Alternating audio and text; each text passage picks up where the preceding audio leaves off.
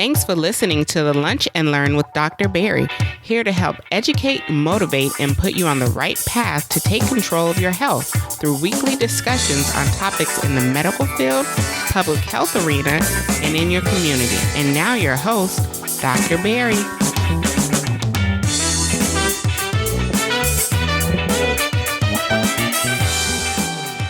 And welcome to another episode of Lunch and Learn with Dr. Barry. I'm your host, Dr. Barry Pierre, your favorite board-certified internist, founder of drbarrypierre.com, and the CEO of Pierre Medical Consulting, helping you empower yourself with better health with the #1 podcast for patient advocacy, education, and affirmation.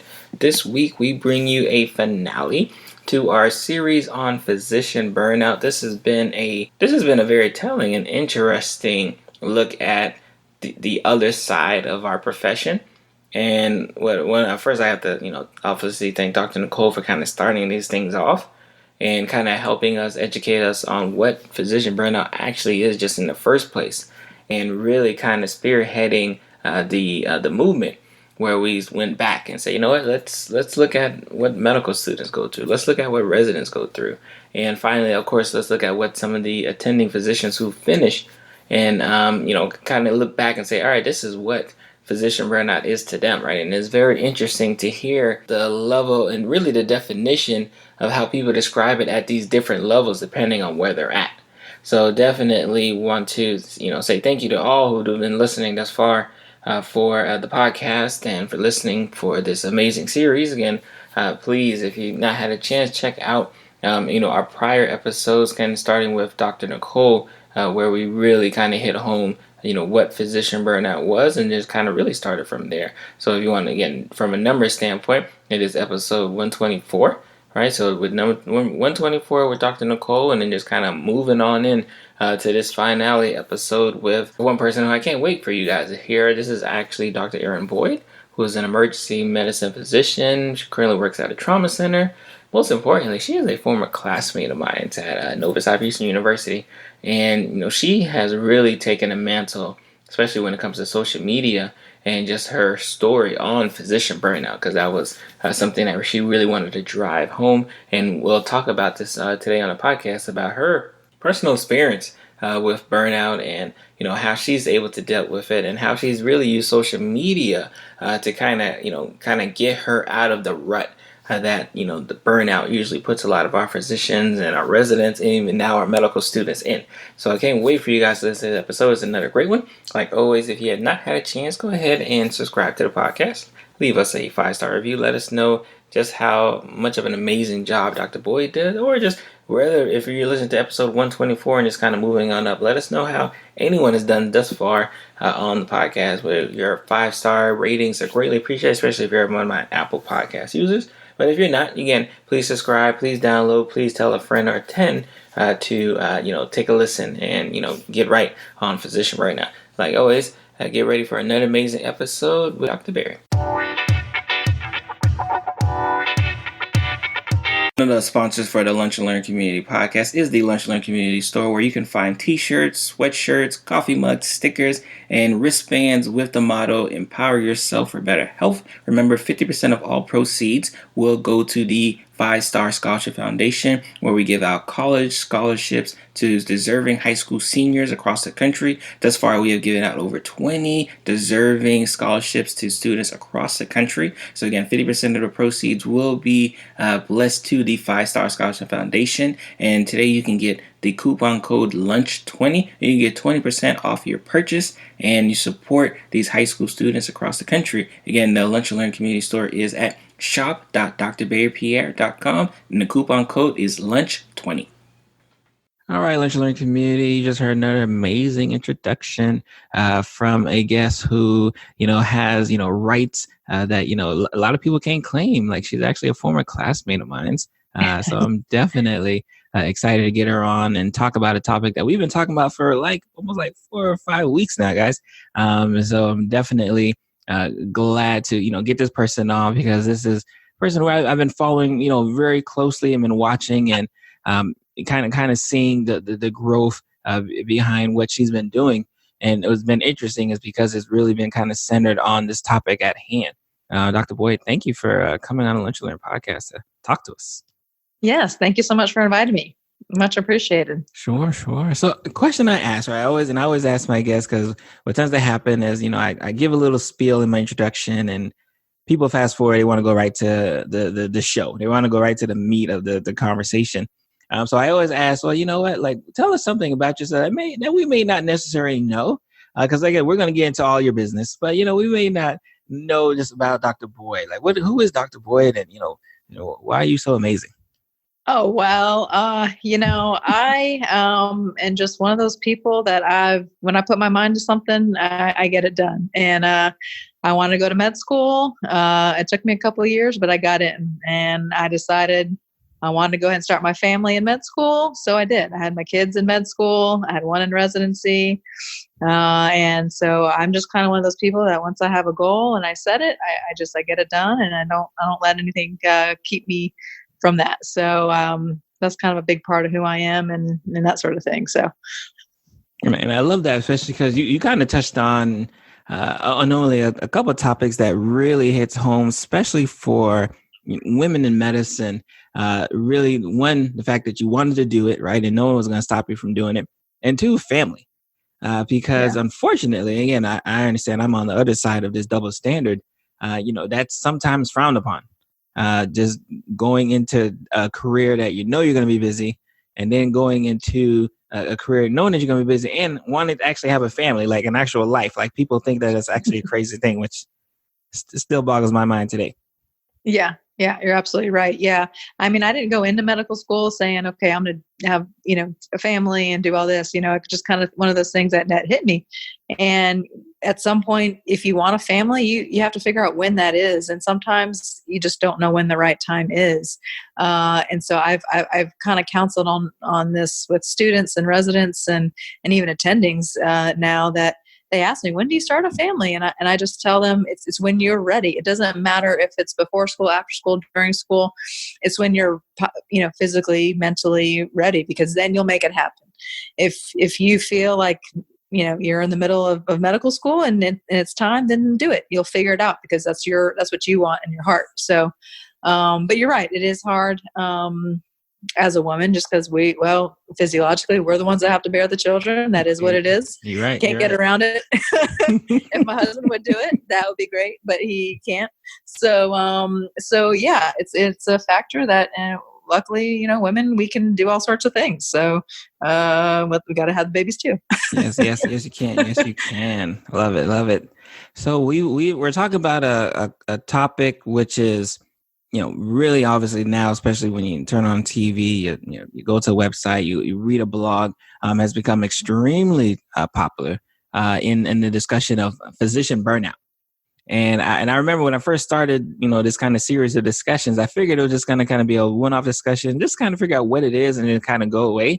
And I remember being almost shocked at hearing just the level of depth that it was really affecting so many different people.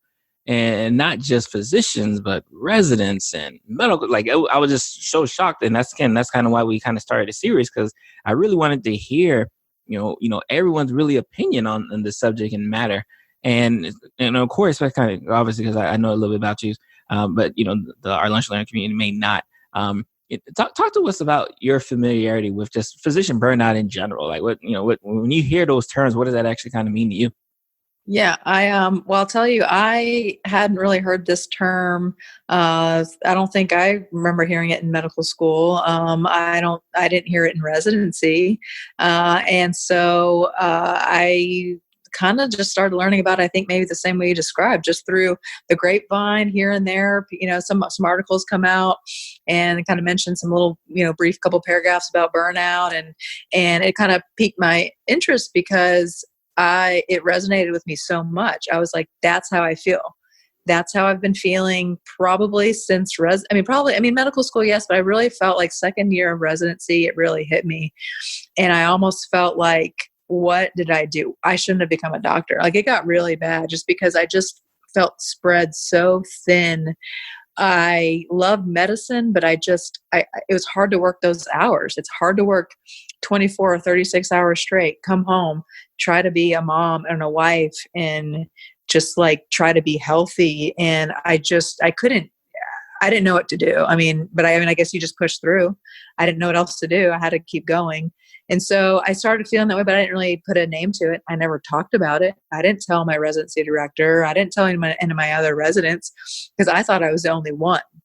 And I think that's the biggest problem. We all think we're the only ones that feel that way. And as physicians, we are so afraid of messing up. We're so afraid of looking weak, and we don't talk about it. And as kind of I've matured and kind of grown in my specialty, and I've been in attending now for 5 years. I luckily have kind of had some close friends who are also, ER doctors, and we kind of would start chatting, and we would also feel the same way. And that connection that I made, just talking about my feelings helped.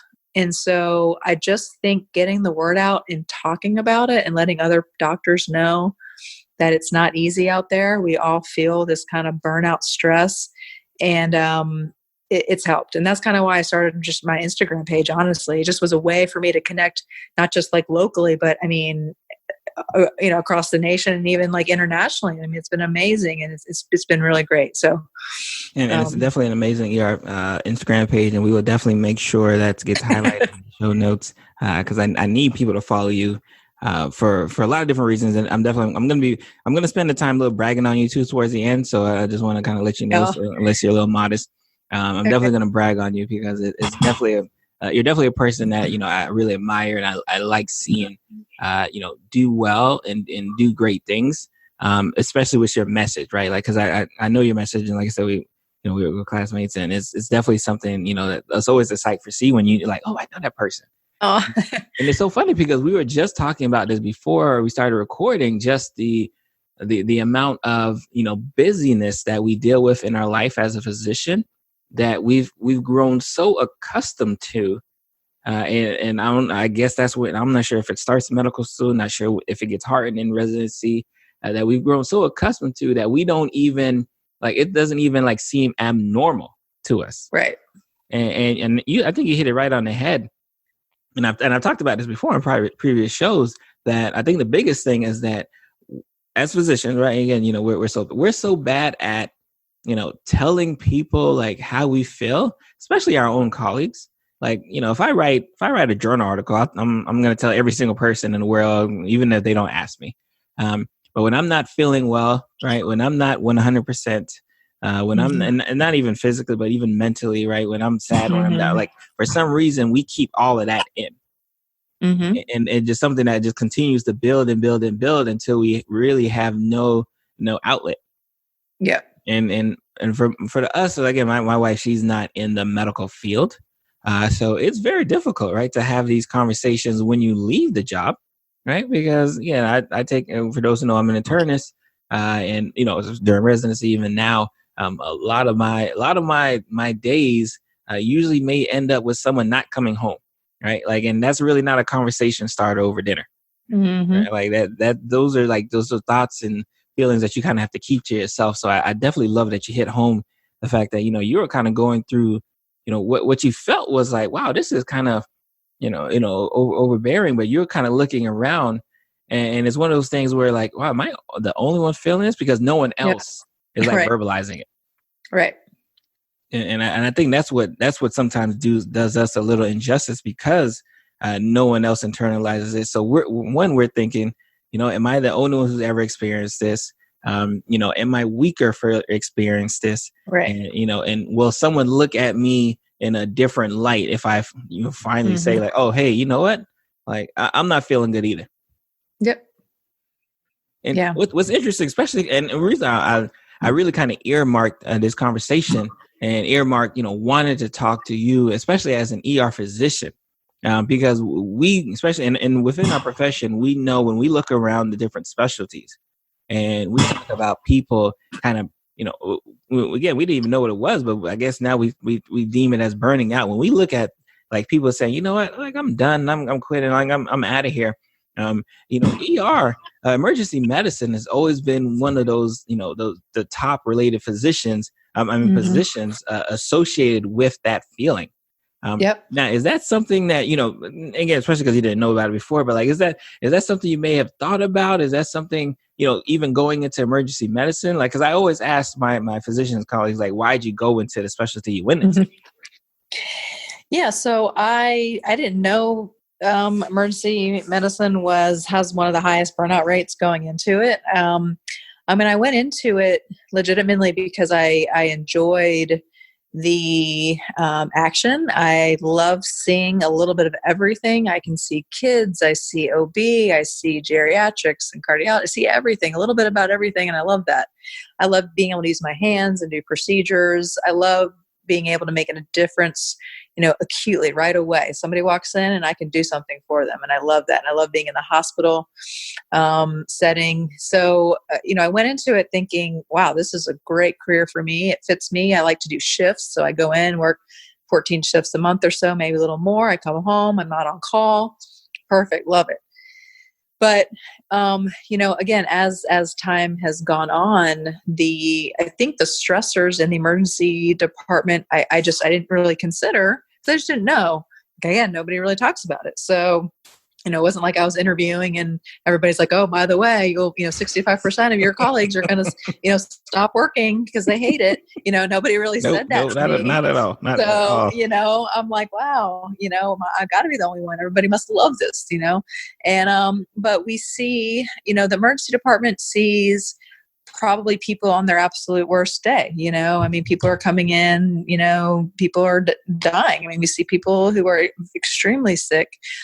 We see people who don't have insurance. And so they may, have a lot of problems that I can't fix. So I can't fix a lot of issues. And so there's a lot of stressors from administration that I cannot control, but I have extreme stresses to see patients fast, get them out of the emergency department fast, with not many resources, not many nurses. And so there's a lot of pressures that I had no idea I was going to have to face. In a perfect world, if I can go in and help every single person that had a true emergency, that would be great.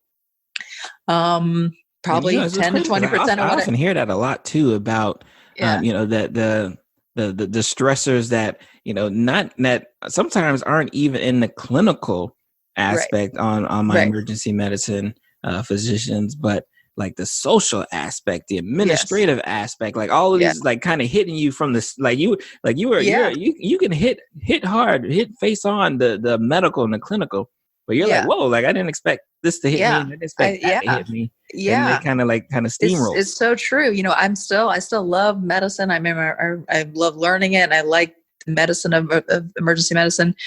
It's just, there's so many more aspects to it. I just didn't know. Just even if it's just irate patients or irate consultants or people yelling at me or, administration saying you're not seeing patients fast enough when I'm seeing them absolutely as fast as I can, but they don't give me extra CT scanners. They don't give me nurses. They don't give me beds to move patients into. So, those are all things that have nothing to do with true medicine. But that's what probably frustrates me the most. And it may not sound hard, but it really is. It takes away some of the joy of helping people. So,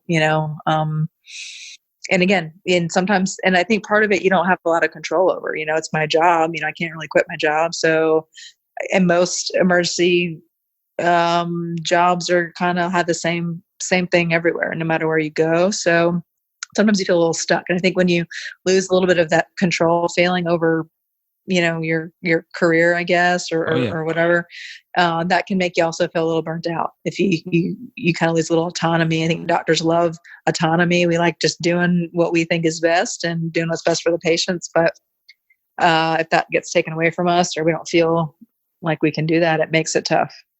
What's so interesting is that because we've talked to medical students, we've even talked to an ER resident, and you can tell they're not saying it, but like a lot of their thought process really kind of delves into the fact that they're losing a bit of the control that they thought would have as they move along their career.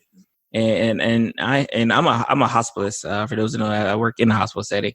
So when she talks about time, you best believe You're in there too. The second I press admission, someone is clocking me and saying, when is this person leaving the hospital?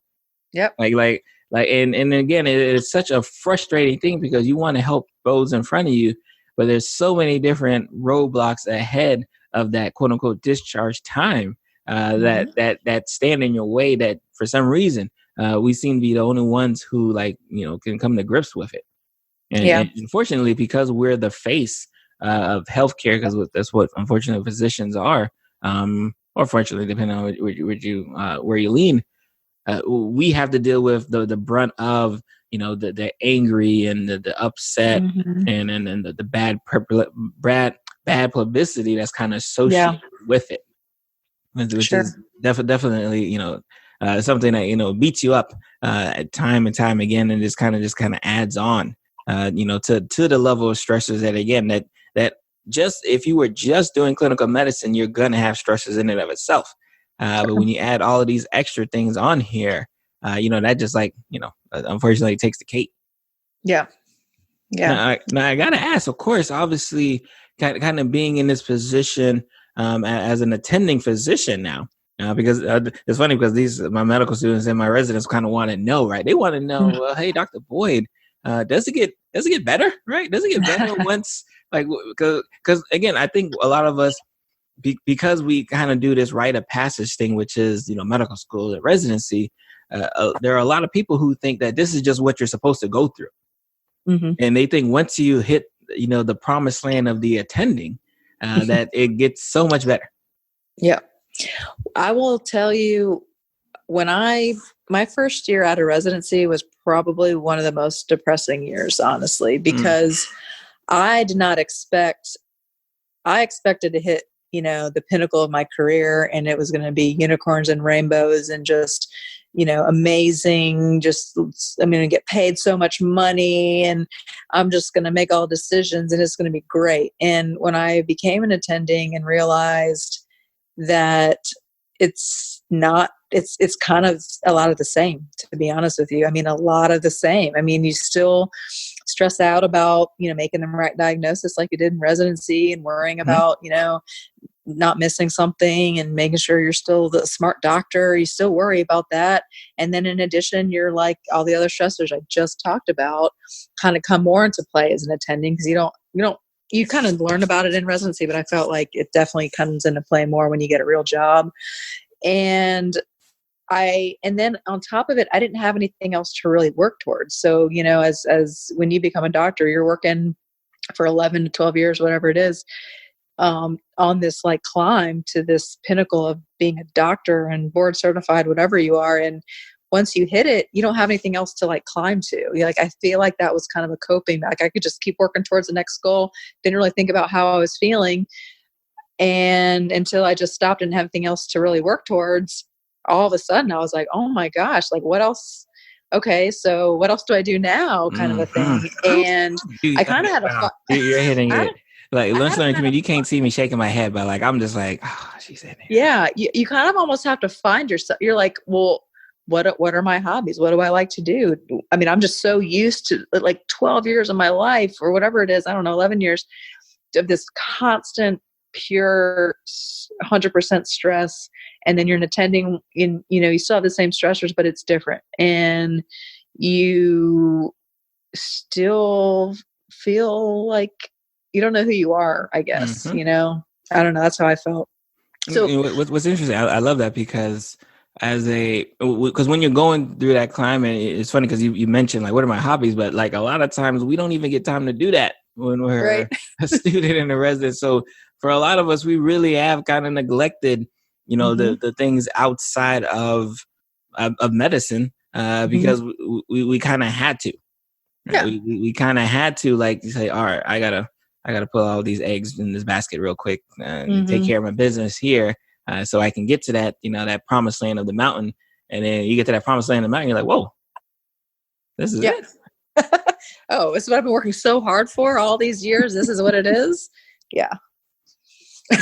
Very, very, yeah, no, and lunch learning community, I tell you, this is such a common, feeling and thought amongst a lot of physicians.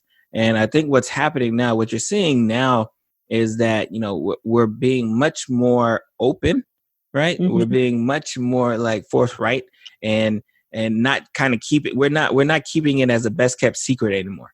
Right. We're saying like, and again, none of us are saying we don't like medicine. Like, and I think if you hear that, we all love medicine.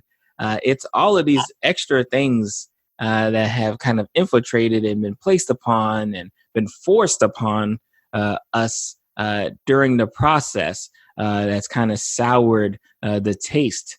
And when we do we're at the top of the echelon and people are looking at us and they don't understand why we're not all golfing every weekend and like, like just swimming in money and stuff, it's like, mm-hmm. what? No, it's not like that. It's not, but I mean, yeah. And I don't mean to sound like it's totally like the worst. It's just, it's just so nice just to say it. And so many other people feel that way, but I just didn't know. Nobody ever really talked to me about it. So. Oh no, definitely not. And I think it's, I do academic medicine and I'm even starting to tell my residents now, like, hey, like, I know you think once you graduate, it's all going to be, I know you think money is going to be like the go-getter and it's going to make everything happy, but I promise you, if you're not, finding that outlet now, if you're not Mm-hmm. finding, the benefit of the why now of why you're doing this, Mm-hmm. you're going to be very saddened,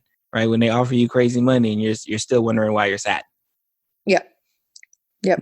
Now, was there any things like, especially when you're especially as a first year attending, you're fresh out, and then you're feeling all of these feelings. Was there what was there to help? Like, what did you do to kind of like deal with the stressors and the feelings that you were experiencing? Yeah. So I actually sought out just like therapy. I just started going to like a weekly therapist, and it was probably one of the best decisions I ever did, because it was a third party person. It wasn't like my husband, because after a while, sometimes your partner, sometimes it's hard to just dish on them all the time, all that kind of negativity. So focusing on just my mental health, because I was depressed. I mean, I had clinical depression. I had anxiety that I didn't realize that I had, because I didn't have time to even think about it, honestly, and you're just too busy. You're too busy to even think about how depressed and anxious you are. And I focused on me, and I which I hadn't done in years. And so that was the best thing I had really done, just working on my mental health. Because I think that's where a lot of this is, right? A lot of this is mental. Yeah, you're physically tired, but I think mentally you're exhausted. And the pressures of being a doctor, the pressure of keeping people alive, the pressure of you can't miss a diagnosis, the pressure of, I mean, it takes a huge toll on you mentally, I think, and all the training that we do. And so that's just one thing I would recommend highly to anybody in the medical field, is really take a look into your mental health, because I think having somebody just to talk to you about and learning, I didn't even know I was depressed until somebody told me. Somebody told you, no, you're 100% right. Like, it was worse, we read the books, like we read the books, we know the signs, but we're like, no, that's not me. Yep. Like that's exactly what happens. And I love that you say, you know what, I had to focus on me. Because I think that's a big thing too. Again, of course, it may sound crazy that people are like, no, doctors are so centered. No, like we're probably like one of the most selfless people, and we probably again, especially as I did primary care medicine before I did hospital medicine, and I know for a fact like doctors are like the worst patients. They won't come for their wellness. They won't do their blood. They won't. They're so terrible. And the reason being, not because they're purposely doing it, it's because they want to take care of everybody else. And because they're taking care of everybody else, they usually neglect themselves for later. And what I love is that, especially, and I've joked about this before, as a physician, like we're one of the only fields that has to be right 100% of the time. Yeah. So think about that, and then think about an emergency medicine physician. One of the fields, specialties that not only has to be right 100% of the time, but you have to do it much quicker than me. Like me, at least I get some time. I can send some labs out. I can order a test. I can kind of wait for some things to happen. You guys may have 10 minutes, 5 minutes. Like your decision making has to be so quick and it happens rapid fire. And again, remember, we still talk about this clock, right? That, the administrators and everything, like they're still pushing this clock and they want you to kind of rev up faster and faster and faster. So just imagine that level of stress. Like I said, imagine when you go to McDonald's, right, and they mess up your order. You know what? No one gets fired from right. Yeah. But if we miss a diagnosis, right, grandma doesn't come home, right? If we miss a diagnosis, you may not see your mom or dad. Like that's the level of stress that physicians, especially emergency medicine physicians, like I said, that's why I love y'all, because that's the level of stress you got to deal with. So that's why I always commend my emergency medicine folks, because I know it's rough out there. Yeah. Yeah. You're absolutely right, because, I think you're right. Physicians are very selfless. I mean, we spend our whole, every single day we're at work, we're caring for every single patient, and I think majority of us do. We put our mind, our focus, our energy into our patients so we don't miss something. And then you've got to try to come home. And then whether you have a family or not, you got to put your time and energy into your family. So it's just hard to, you have to, in order to be a good doctor, and what I've taken time to learn is you have to figure out what fills your cup, what makes you feel strong, what makes you feel whole, because you can only give so much to your patients unless you fill up, yourself, I guess, and that's how I feel like I can make the right diagnoses. Because even on the days that I've worked, like let's say 7 days in a row, I've seen probably, sometimes 30 to 40 patients a day, emergency situations. I might miss something just because I'm just tired, and I might miss something for that. So if I don't take time, I can't do that to myself, because then I will miss something, so, yeah, but very true. Very true. Like, and they're not exaggerating when they say, again, as a hospitalist, if there's sometimes we have bad days where I may have to see like 25 to 30, but they're seeing that many patients every single day.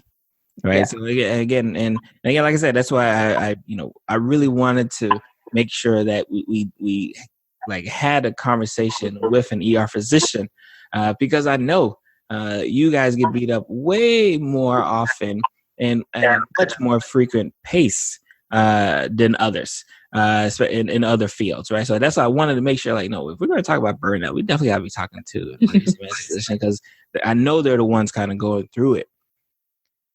What I would say, especially now, right? Especially because we're about 5 years out from our attending status, right? Like if you had to look back and say, like, hey guys, like the feelings you're experiencing are true, are real, they're burnout.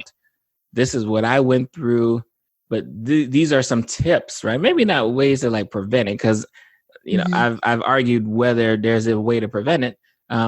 But these are some tips that I would maybe give to kind of help steer the ship a way to kind of help you out. What would you give to someone, especially Dr. Smith? She's a ER resident. I think she's a third year, and she's listening, and she wants to know, like, Dr. Boyd, like what how do I navigate what I know is coming to me? A couple things that I've starting to at least try to do is if you can work less, you should do it. I think, again, as physicians, we want to do and help out our colleagues and help out here and there. But if you financially or whatever can work less, you should. You should not work the maximum amount to make yourself crazy. So I told my director, I said, I've got to work less. Just even if it's 2 shifts less a month, it makes a huge difference. Just having some time off away from your job is crucial. You've got to have time to decompress. Just one day off in between shifts isn't going to cut it. You need much more time to decompress, and that is kind of the perk of emergency medicine. Is we 14 days a month maybe doesn't sound like a lot, but some people working 18 days a month or whatever. You don't get enough time in between those heavy days. Just saying no to extracurriculars if you can. So if you don't really want to do something, you just say no and don't do it, whether it's a committee of some sort, even if it's just your friend wants to go out to dinner, like just saying no and saying, I don't really want to do that. If you don't want to, if you want to, great. But if it's just not going to fulfill you and fill your cup and make you happy, don't do it. Just find things that make you feel happy. Honestly, like the Instagram page, I'm bringing that up again. And again, it may seem silly, but it kind of makes me happy. It gives me kind of a hobby. It gets me connected with people, which I really enjoy doing. It's opened doors to, talking with some of the medical students in the area and I've found some more female physician friends. We have a group now we've started through social media. So I found something that kind of I like doing.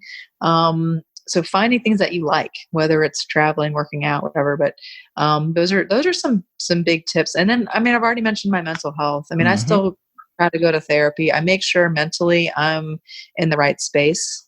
My mental health is very important, and it should be for all of us physicians. So everybody, and of course, and obviously I may be biased, right? Because my wife is a mental health counselor, right? Oh, yeah. So she stresses, and she jokes all the time that we physicians are so terrible when it comes to taking care of our mental health. So I've been a champion of talking to someone, getting those feelings out.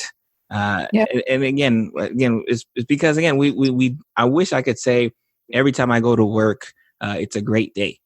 It's not.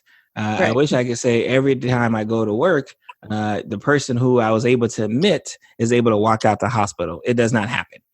Right. And a normal person shouldn't be able to deal with the level of mortality, right, that physicians, especially those who work in a hospital setting, have to deal with.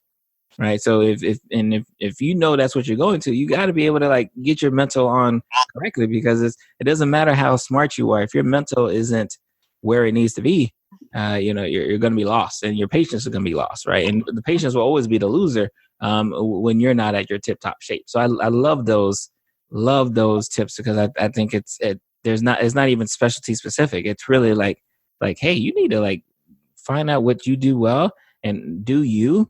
And sometimes you got to do you alone. Oh, yeah. Yeah, absolutely. And, and again, this is kind of on topic, but, physician depression, physician suicide, it's higher than the general population. And, and again, this is not talked about. It's taboo. It's, physicians are medicating many times with drugs and alcohol and stuff like that. And it's not healthy. And we're losing physicians from our mental health because we don't take care of it. Yep. And so I just like to stress that, because it's helped me so much. And I know, I think part of that could be related to the burnout, because we don't take time for it. So anyway, yeah, I just wanted to kind of add that. Yeah, I honestly, I was probably going to end that, because I think I think that's where I'm hoping this conversation of burnout eventually leads us. Because now it's very popular to talk about physician burnout, moral injury, all those things under the sun. But we don't really talk about that suicide aspect yet. Yeah. And I think that's what comes down to it, right? We don't really make it the hotbed we should when it's and again, and what's worse is we're looking back, just like when we're looking at this physician burnout thing. These aren't physicians who been out 15, 20 years and they're they're tired. Yep. No. These are resident physicians who are just getting out of practice, who maybe less than 10 years. These are resident physicians who are still in residency. These are medical students who are still doing medical student stuff, and they're committing suicide. Yep. And that's a very scary topic. Yeah.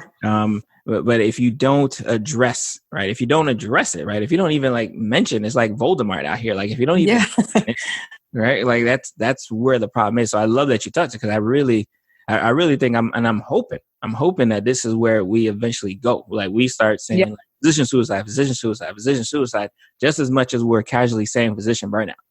Yep. I think there's an ICD-10 code now for physician burnout. That's how common that we're making physician burnout. So we have to understand, no, it's leading to a place that we need to be able to talk about right now, right? Before our physician colleagues get there. Yep. Agreed. So before I let you go, right, I got to brag on you, right? So we, again, classmates, shout out to Nova Southeastern. That's right. Go Sharks. Now, as a person who's been doing social media for, since medical school, I think I've kind of always been enamored with social media. And to the point, I remember I used to, get called in the office and, make sure, hey, Barry, make sure you don't do nothing crazy on HIPAA. Right? 'Cause HIPAA was always a big thing. But when I remember you joining Instagram specifically. In fact, first let's tell Lunch Learning Community how can they find you? What's your Instagram tag? Oh, it's at erdocmom. It's er.doc.mom. All right, and remember Lunch Learning, that will be in the show notes, and you definitely need to follow her. Like as you're listening to me, go ahead and go follow her. Thank you. And I remember when you first joined, and I remember watching a video. I remember watching a video of yours. And you were just saying like, hey guys, I'm just here because I just want somebody to talk to. Mm-hmm. And I remember being so so enamored with that because it was one of the first times, but it was one of the first times like I could see like, oh wow, this is a person who's really open, right? Mm-hmm. And really open with what's going on and okay with being open. Like I think social media gets such a bad rap. Right. Where especially in our healthcare field, like it's getting better for sure. Definitely getting better, especially when I see what medical students are doing now compared to what we used to do when we were medical students. So it's definitely getting better. But when I see that, you're like, no, I'm here. I have this page. I'm going to be talking. Hope you follow me. And I was like, yes, like, I'm going to. I was like, yes, I'm following. I'm definitely following because I got to see. And it's been such an amazing it's been such an amazing treat just to kind of see your journey. Now, was Instagram something that was it just one of the platforms you happen to like, or was there a reason why you chose Instagram and like as a primary source? I think I've always enjoyed just the format of Instagram, and I kind of in my back of my mind I wanted to maybe do some sort of blog sort of thing, but trying to make a website and everything just kind of seemed kind of annoying. So one of my friends was like, why don't you just do it on Instagram? Just kind of do like a mini blog, I guess. Mm-hmm. And I just found it easy to do. Just started doing. And so I just the format just seems to work well. And I didn't really know there's actually a lot of physicians on Instagram. I had no idea. So there's a great community there for advice on all sorts of topics. And so, yeah, I just found Instagram just to be easy to use, user friendly. I like the pictures and just I can make a post and just kind of talk about whatever I want. And it's pretty cool. So, and what I love is that not only do you do that, but you also take the time to educate as well. Right. Yeah. So you also take the time to say, hey, this is who I am. But hey, by the way, you know what? Let me do some education right here. And as a person who does some blogging, does some podcasting, does some videoing, like a person who does all of these things, I just love it when I see people, especially my physician colleagues, because I'd be begging. Like, you don't know how many times I had to beg some of my physician colleagues, like, please just open up one of these like accounts. Like we need you out here. And we could probably talk about this all day because I'm not gonna keep you on. Just the misinformation that's out there. Like I need people like Dr. Boyd to say like, no, this is what emergency medicine is, guys. Yeah. Like, I don't know what you read. Like I don't know. Like stop reading what you're reading. Don't read. Like, get off studentdoctor.net. Like this is what emergency medicine is, and I just love that. And like I said, that's why I highlight. I make sure like you're even on my notifications. So I always know when you post. I'm like, oh, boom, all right, double tap. Like because I want to know like, oh, what's she teaching us today? I just wanted to take the time to highlight you and thank you for all that you're doing on the app, and really all that you're doing for people that you may not even realize you're doing it for. And I know you said you've been connecting with a lot of people, but there's a lot of people who may not like press that DM, but they're following you and they're saying like, yes, I love what Dr. Boyd is doing, and I'm just glad she's doing it, and I'm going to keep moving along. So I just want to take the time and say your efforts and highlighting your struggle is definitely appreciated, especially from one physician to another. Well, thank you. I'm very honored that you said that. Thank you so much. And before, so you're on Instagram. Are you on any other social media platforms, or Instagram the main one? I'm on Facebook too. It's the same thing at AR.mom. You can find me there too. Yep. Perfect. Yep. And last but not least, what is how? And I always ask my guests this: like, how is what you're doing helping to empower others to take better control in themselves, especially us physicians?